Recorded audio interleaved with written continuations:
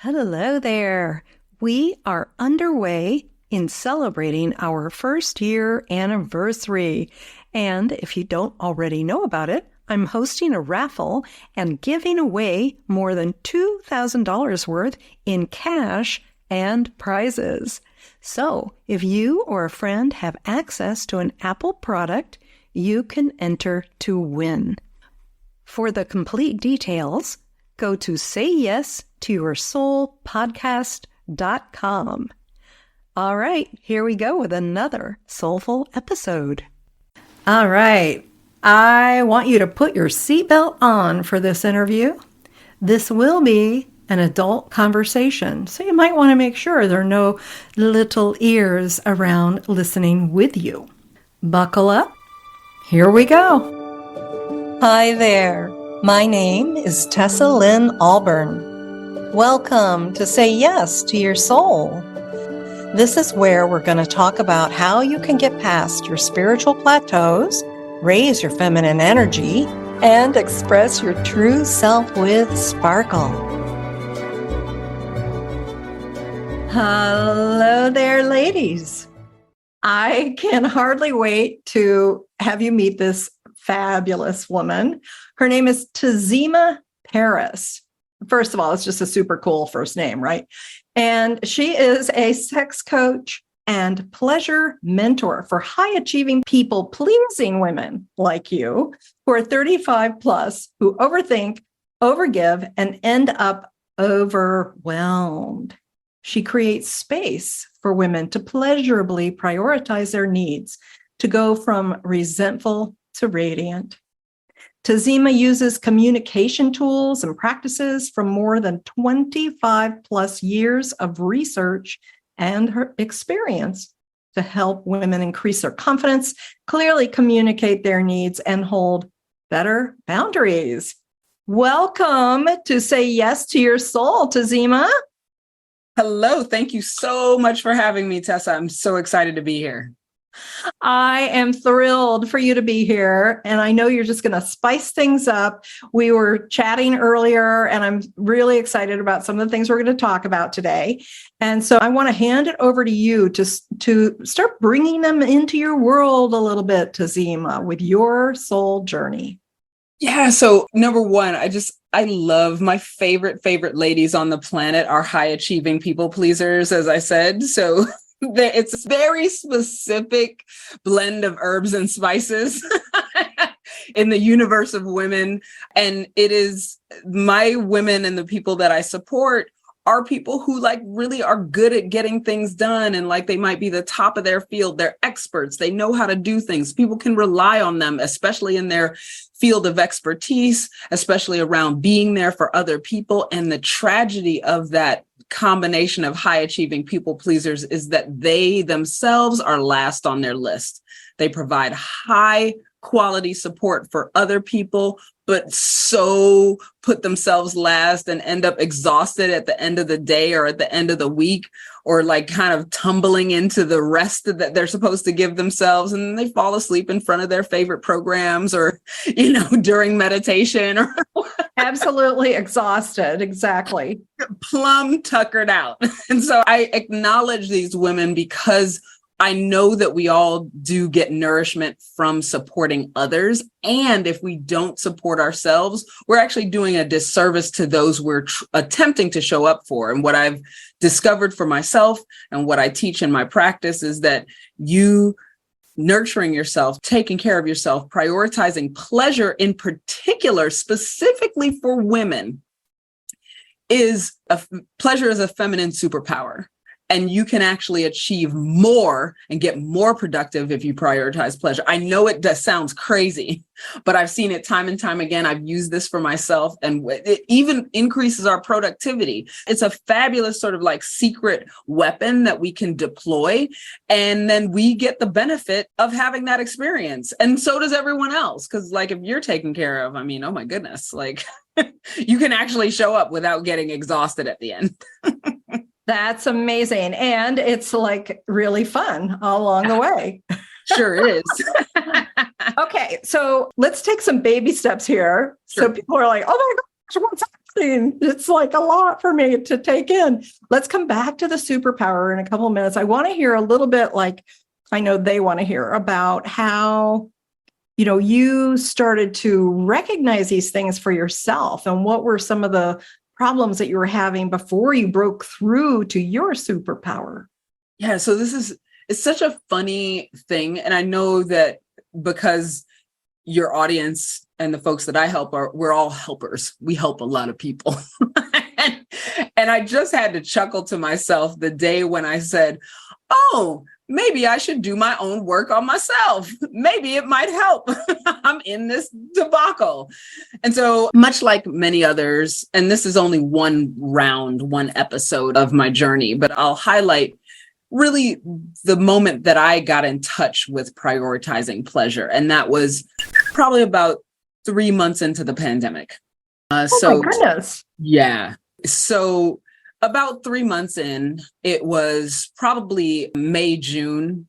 And I was really, really frustrated because as a high achiever, I was like, I have to pivot my business and blah, blah, blah. And I was kind of pumping myself up. But every day I would be so exhausted, and there was just sort of nothing that I could do in the process of like kind of looking at what I had to do. And like, it felt like a mountain of work that I had to accomplish to transition my stuff online. And even though I have been coaching people remotely since way back in 2015. Like, I was one of the kind of first users of Zoom. When people went to Zoom during the pandemic, I was like, yeah, no problem. I've already been doing this for years. No problem. And before that, I used to have people call into a conference phone line. That's how old school I am. Oh my goodness. You and I have been through some of the same things. I started there as well. Yeah. Oh yeah. And so, so even though I was coaching people remotely, I was still meeting people in the analog world, literally at meetings, in-person networking. And so when that all went away, I became sort of dejected and sad and depressed about the situation. And I was like, I don't know how I'm going to do my business. And I feel too overwhelmed to do anything. All the things that I normally would go to, that I enjoy, that would support me to feel better, those things are not available to me. One of those major things was going to the spa. So there's a particular spa that's local to me, and it's one of those reasonably priced spas, not the super duper fancy, but like, you go there, you pay your $35 and then, you have a day or whatever. Wait a second. We just have to pause. Where is that? I need to know where the $35 spa is. Well, if you come to the Chicagoland area, you can let me know. Any of your listeners as well, come to the Chicagoland area, and then we'll go to Niles, and there's a place called King Spa, and it's either 35 or 50 depending on what you get. And then, we can go and hang out in the hot tub and the and the sauna. Nice. Okay, now I know where to stop when I'm going. Exactly. To come on through. Right. Come through. So that wasn't available to me. And so it was really upsetting. And thankfully, at that time, I actually did have access to a really, really nice bathtub. I had a really nice bathtub. And so I'm team hot tub, team bath. Not everyone is. Some people are freaked out by it, and that's fine. But for me, immerse the Tazima in hot water and everything is fine. So I'm like, it's fine. I don't, whatever's happening. So during this really challenging emotional time, I decided to try an experiment. I'm a scientist by both training and nature. I was always like curious about how things worked. And I was like, let me figure out what I could do for myself. And so part of it was, what do I like to do? And then I had to translate those things to things that were actually available. So I like the King Spa. I'm going to take a bath every day. And so I would purchase my bath salts and like light an incense and a candle and have some tea and like set it up so that like I'm having a spa experience at my home. And so I did that and 4 other things every day to just make sure that I could stay functional. Because it was really like, what can I do to get myself out of the bed, and eat some food. Like I was on baseline operation. I was like, what can Oh my goodness. Yeah. So what you're saying is like you were so lit up and happy when you were interacting with people in person. Yes. But this sudden like lockdown nonsense, this crazy, like isolate yourself, don't go near anybody. Like that really had a profound effect on you. Huge. Yeah. It was really taxing. And I felt depleted all the time. And I'm an introvert, extrovert. So let's get it clear. Like I love being on stage. I don't necessarily need to be around people all the time. And in fact, stop talking. Like a lot of times I'm like, you stop with the humans for a while, which is why I can never really live in like kind of dense urban areas because I'm sensitive to having a bunch of people around. So yeah. But being with people and being able to serve and support folks and being on stage, like I love being on stage and teaching and all that kind of stuff. So yeah, not having that was really hurtful, challenging. Yeah. And then the isolation too, because my husband at the time, but he was working in healthcare. And so he was in a hospital all the time when he was working. And so I couldn't even connect with my family because I would put them at risk. So then that was another layer of this isolation. Oh my goodness. Yes.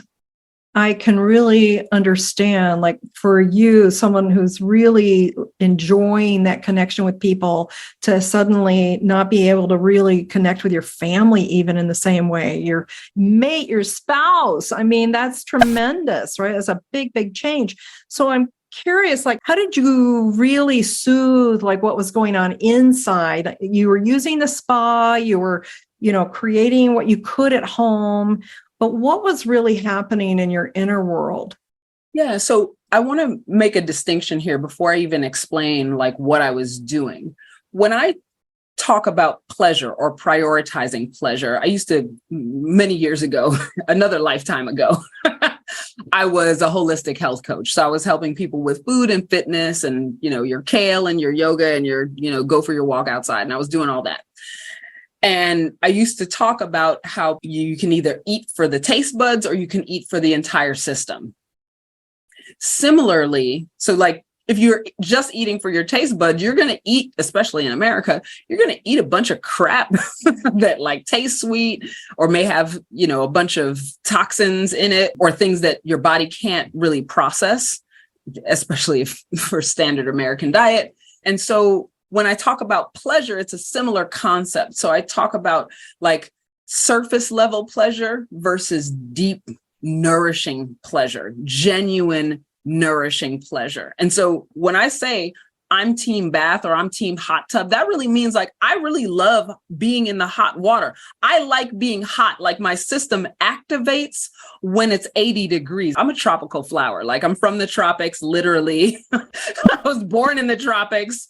I'm a tropical being. I love hot weather and I love being hot. I love when my body is hot. And so for me, that's deeply nourishing. Mm-hmm. Similarly, drinking hot tea, deeply nourishing, doing a meditation, going out for a walk, being out at dawn specifically. Yeah, sunset, so cute, awesome.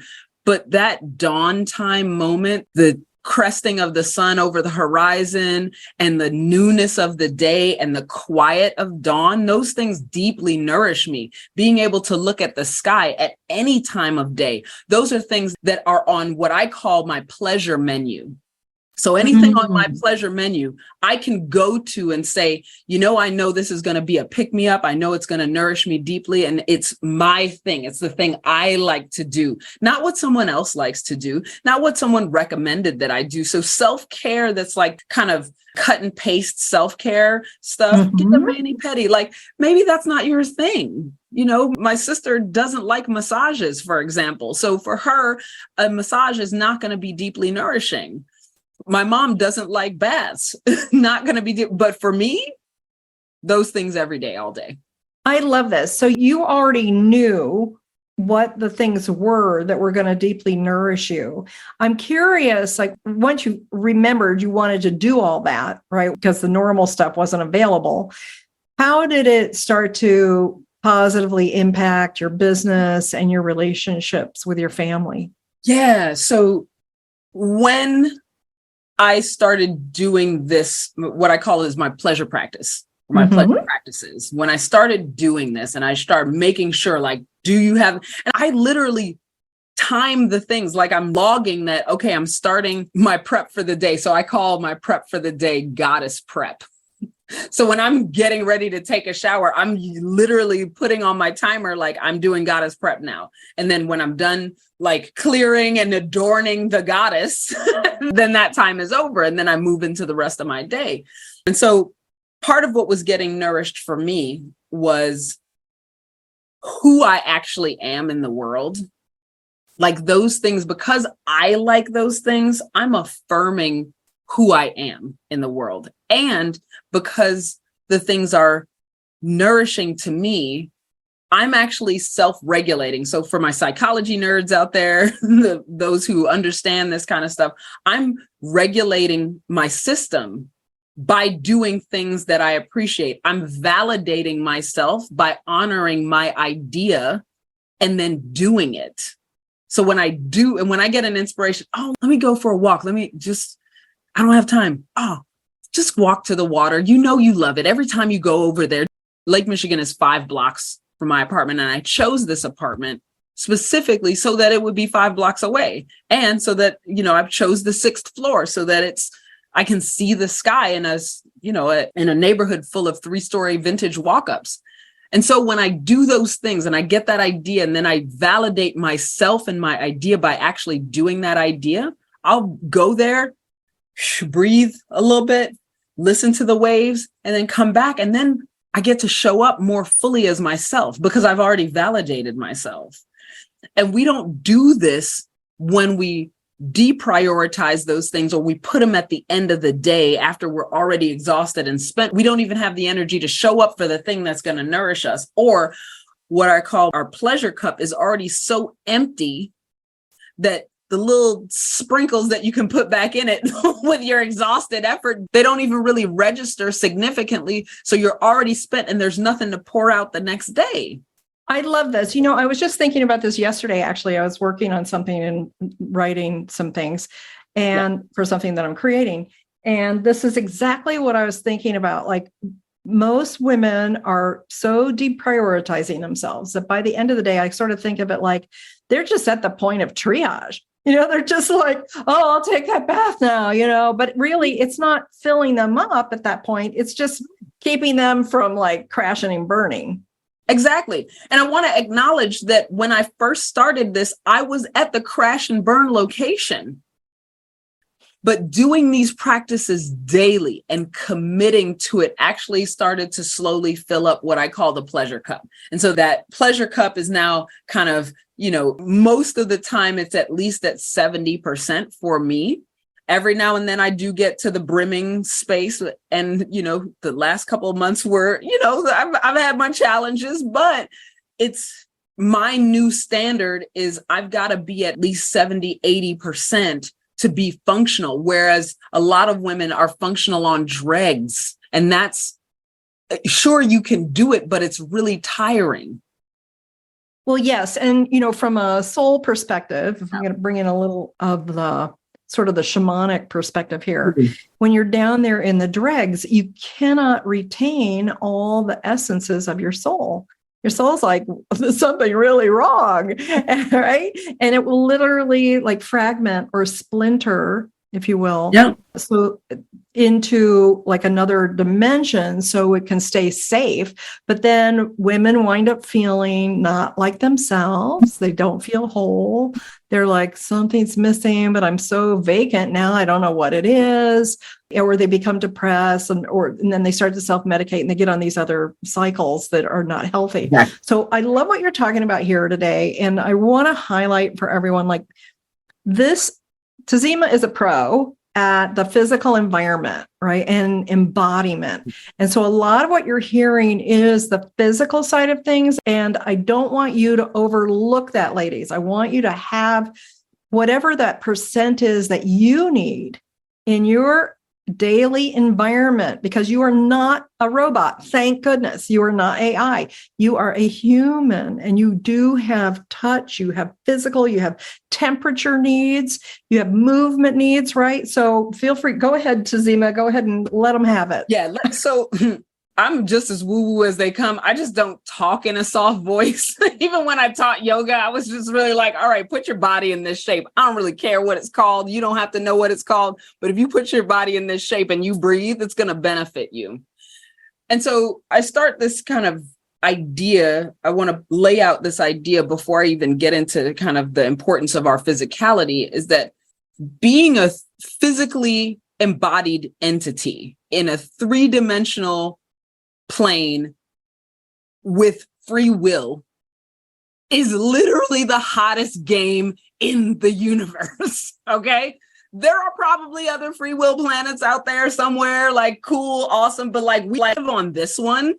And part of the reason why, spiritual folks, seers, feelers, hearers, like whatever your gifts are, the reason that we're the ones who get the messages is that those disembodied entities are trying to get here. They're trying to make a change here. They're trying to support people who can't hear them on this plane. And so we're the ones with the gifts, so we can show up and say, oh, hey, Susan, your great aunt Tina wants you to know X, Y, and Z. Why does Aunt Tina contact the seer? Because Susan can't. Okay, so it's the hottest game in the universe.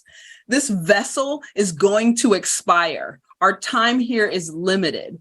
And I know that every gifted practitioner, I know that when you feel well, your gifts are radiating. Your gifts are more abundant. There's not the scarcity. If you don't feel well, or you have anxiety about something, or like the car's not working, or like there's some scarcity, something that's happening, there's probably something you can do literally in your physical body to support yourself in order to affect the change, because we're the radiant beings. Hello, we're the light workers. It's us.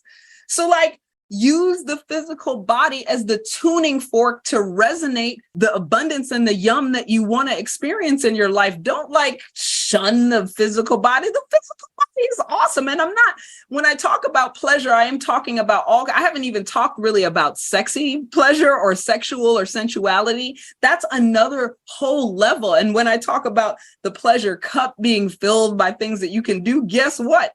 When you add sexuality and sensuality to it, it becomes a pleasure tank. There's a different order of magnitude. Okay. Yeah. So the body is not the enemy. The body is not a clunky thing that we have here. It's literally our vehicle through this life. And the more that we can take care of our vehicle, whatever our vehicles are, all of the vehicles that we have, the place that we live, the vehicle that we drive, that we access or share with others, this physical body that we're embodying, that we're hanging out in, this is our vehicle. How can we take care of it in the best possible way? And I'm not talking about working out or blah, blah, blah. You can do that stuff too, but also have fun in it. This is a really fun ride. Physicality embodiment is really fun. Have some fun with it. See what it can do. Let it do tricks. Find out what are the things that are really exciting. Okay, I have to know a little bit more about that. What is a trick that you're willing to share here? Sure. So for people who have clitorises, this is where we're going to get sexy. For people who have clitoris. I love it. Yes. Your clitoris only has one job, and that's pleasure. And it doesn't stop. There's no limit to the amount of pleasure that your clitoris can have. And I'm not talking about having sex with other people. Some of my best orgasmic experiences have happened on my own in the past couple of years since I left my last ex-husband. I've been married twice. As I say in my relationship coaching, I got divorced so you don't have to.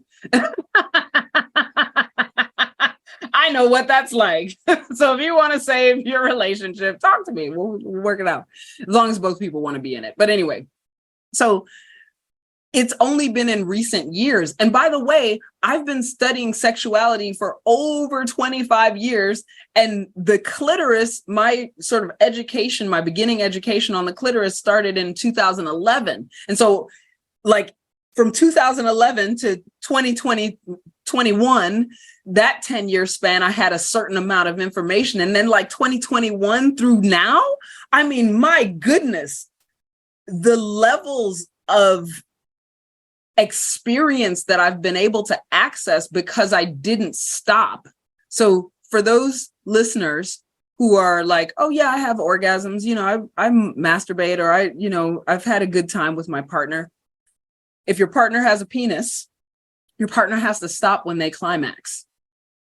As a person with a clitoris, you don't have to stop when you climax. You can go further and further and further and further and further. And like, there's these sort of, I keep thinking of like orders of magnitude or layers of bigness that can occur in the sensation. And I've had sort of body racking experiences that have never really happened with anyone else. And like sometimes it happens with other people, but like it's something that I discovered for myself in my own pleasure, my own sensual, sexual pleasure practice.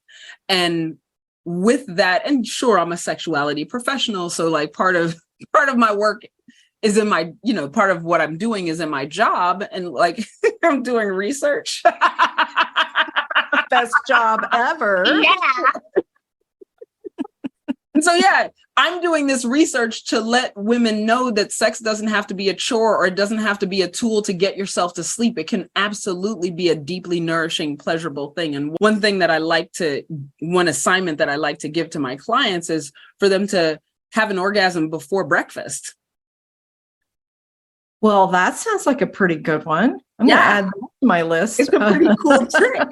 And like, well, what do you do with that? Or like, if you're proficient at creating an orgasm for yourself, maybe don't climax, maybe build up some sexual energy for yourself, and then take that extra boost of energy into your day, that turn on, that like kind of sparkly electric sensation that hasn't crested yet, that you're not exhausted anymore, like you're not spent, you're just still tingling with it. It's still running through your system. Mm-hmm. And then like, what could you do with that? Especially as someone who's like a light worker or energy worker, like what could you do with the potency of sexual energy? And then the one thing I'd like to say about that energy in particular is that it gets a bad rap in this society because misogyny, because patriarchy, because puritanical values that got woven into the fabric of the United States, et cetera, et cetera. Your sexuality, and I'm not talking about like who you like or who you don't like. I don't care about any of that. The sexual energy that exists in our body is literally the reason that we're here. It is the thread that takes us back through all of the generations of our ancestors. It is literally our signature life force energy. Our whatever shows up in your solar plexus chakra, no doubt it's the navel, the chakra that is attached to your mother is that solar plexus, your life force, her life force, and then you showing up as a soul entity came through sex. And so that is the through line of who you are. Sexuality is in your being, which is why I say and I assert that women cannot do personal growth or development or therapy and hope to make any significant shifts or changes without talking about sex. You can't do it because it's so inherent to who we are. On a little bit nerdier level, as a developmentally as a young person, as a toddler, our first differentiation as a baby, our first differentiation of, oh, this is me and I'm different and distinct from my mother. The first time that really happens is when we discover our genitals, because there's so many nerve endings. It's so sensational, but it has nothing to do with anybody else. So about 2 years old, maybe 1 or 2 or 3, or even in the womb, there's an idea of a self that starts to form in our toddler years. And our self is closely attached to us acknowledging that we have genitals, even if we don't have a word for it. There's a way that we identify with our genitals and like, oh, this is me. And then, yeah, sure, legs, arms, head, all the other stuff. Yes, and there's that piece around the pleasure. It's like maybe one of the very first like sensationally pleasurable senses that comes alive, right? When we're small. Yeah. And when we're small, yeah. And so because of that close identity of our sexuality, our sensual being, and our personal identity, the who we are, how we're showing up in the world, because those are so close, if we have a negative opinion about sex and sexual energy or sensuality or being sexy, if we have a negative opinion of that, that absolutely translates to how we feel about ourselves. Again, this is why I'm sharing, like, if you're doing personal growth work, but you're not talking about sex, you absolutely are missing a huge aspect of it. You're missing a huge aspect of your personal power if you're not talking about that. And that's what I bring to my clients and the people that I support. Absolutely. And so not only are they missing the personal power, but they often are going to have those dust bunny beliefs that are holding them back in other ways as well that are connected to that. Yeah. Confidence, being able to hold boundaries, knowing what you need and want, knowing what's pleasurable to you, because pleasure and needs are so closely tied. If you know what you like and you prefer, it leads you right into identifying needs, right into it. And a lot of women I ask, what do you need? Oh, I don't know. What are your needs? Oh, I don't have needs. I don't want to have needs. What? Everyone has needs. Are you kidding? That's programming. Yes, for sure. You don't want to be needy. And so women will conflate needs and needy. And men do not do this. Men view their needs as urgent and important. Women view their needs as problematic and needy. And we need to deprogram that piece. And that's part of what I support women to do as well. That's fantastic. I think that's a really interesting piece. So to recognize, how women have been programmed differently, and we just think that's how we're supposed to be until someone says, no, it's actually not. Yeah. And it's combination. And this is why it's so sticky. It's a combination of our literally physiological wiring, how we're wired. We're wired to take care of others and put aside our needs so babies don't die. So you want to explain that just a little bit more? Yeah. So when we were, on the savannas or in the caves or wherever, when we were natural human beings out in the world, our instincts helped women to take care of babies. We had to subordinate our needs to the need of the baby, the infant, who would die if we neglected them. Now we've got babysitters and sure we had people in the clan who could have helped us out. But if we literally forget that our baby needs to eat, that baby would die. And so that bloodline runs out. Okay. So child neglect, there was no Department of, Family Services to come. Services. Exactly. But, and also in those times, there were also often imminent other dangers that paid attention to. Exactly. And so women developed this like scanning for threats thing, which is why women tend to have more anxiety than men, is because we're always what's wrong? Because if danger shows up, we got to pick up kid, we got to pick up supplies, we got to sneak, because we're not going to fight the threat. The dudes are out hunting.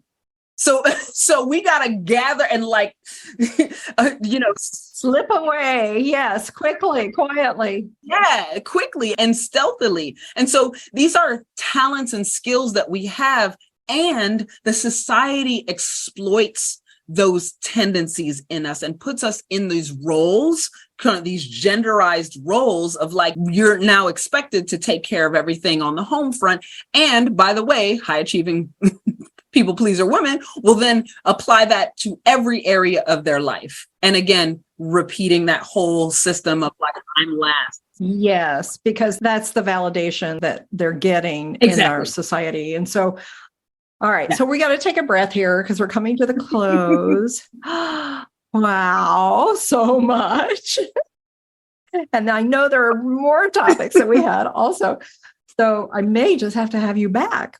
And I want to just say, like, this is a key piece, right, of the feminine rising, of women coming into their power. You cannot have political power, prosperity power, etc., career power, really, until you are more embodied. And you can do that through pleasure in a responsible way, of course, like being responsible for your choices, creating pleasure and that connection to what you were born with. Absolutely.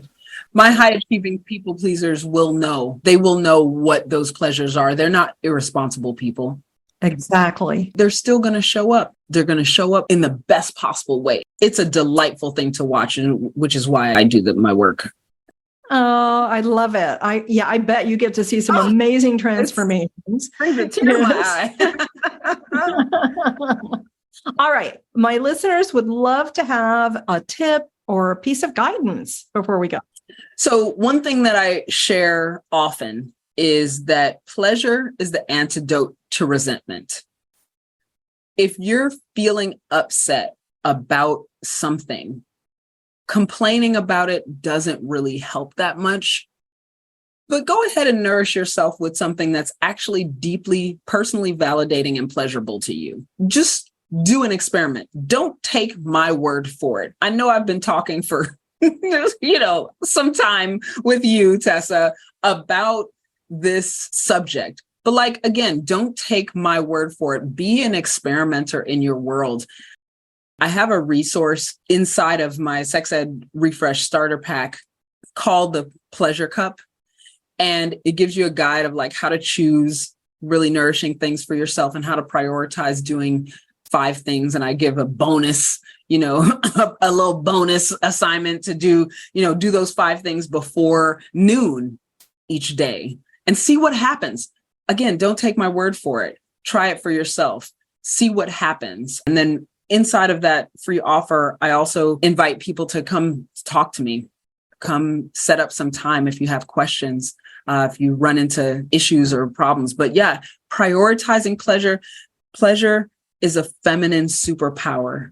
That whole work before pleasure or business or pleasure, that applies to men because they don't have the regulation to stop themselves. But high achieving people pleasers, women who care about other people, who want to take care of others, we're not going to feed ourselves to excess.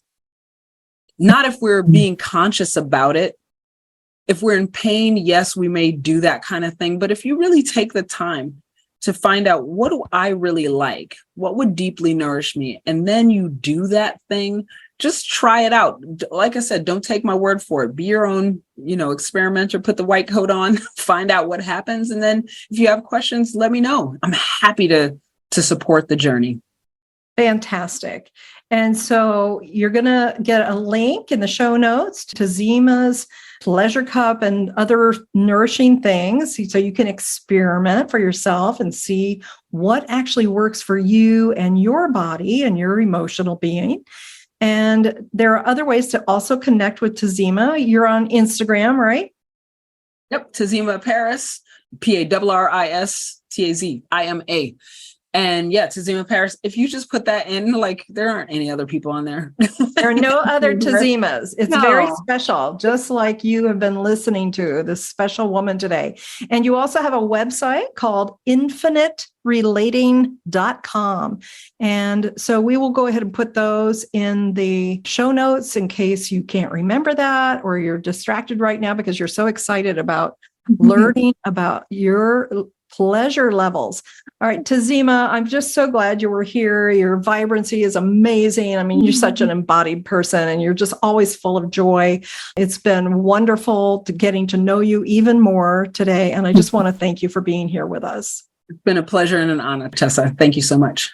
You're welcome. All right, everyone. May you enjoy discovering your pleasures and connecting to the whole of you, the soul of you. Bye-bye for now. All right. Thank you for joining us for this week's delicious episode. Before you jump off, I wanted to remind you to get entered in the raffle this month because I'm giving away more than $2,000 worth of prizes in both private sessions and actual cash. What are those prizes, you ask? Well, one of them is a private 75-minute soul light healing session with me. And that can be healing on various levels. It might be releasing trauma or tuning up your body or your emotions or clearing things like past lives and karma that's been, energetic debris holding you back. This session can be very helpful and sometimes have dramatic results in relationships, money, and in your health. And we're going to do that together on Zoom, so it doesn't matter where you live. The second prize is a 60-minute coaching session with me, and that's also going to be on Zoom. So if you want support or clarity for your goals, like help with getting started with a project or just creating an action plan, that is going to be an amazing session. You'll be surprised at how much you come away with. The third prize is a personalized meditation that I will design especially for you. And of course, it's going to be yours to keep. So it's going to be fully personalized in terms of the content, and I will be speaking just to you so that you will be able to resonate with it and receive the maximum benefits that you want to create. Okay, now for the fun stuff, the cash. I have several cash prizes in various amounts. I've got several $50 prizes, $75 prizes, and $100 prizes. So you can see there are many opportunities to win here, and I just want to encourage you to be sure to play because you do need to play to win. All monetary prizes will be delivered through PayPal or Wise. And if you have a different currency, it'll be automatically converted for you. So as long as you have access to an Apple device, you can play. And all the instructions are available on our website at sayyes2yoursoulpodcast.com. That's sayyes2yoursoulpodcast.com. And if you need any support in completing your raffle entry, my team is ready to help you with that. You'll find their email on our webpage as well. So that's it. All the best to you, and may you say yes to your soul.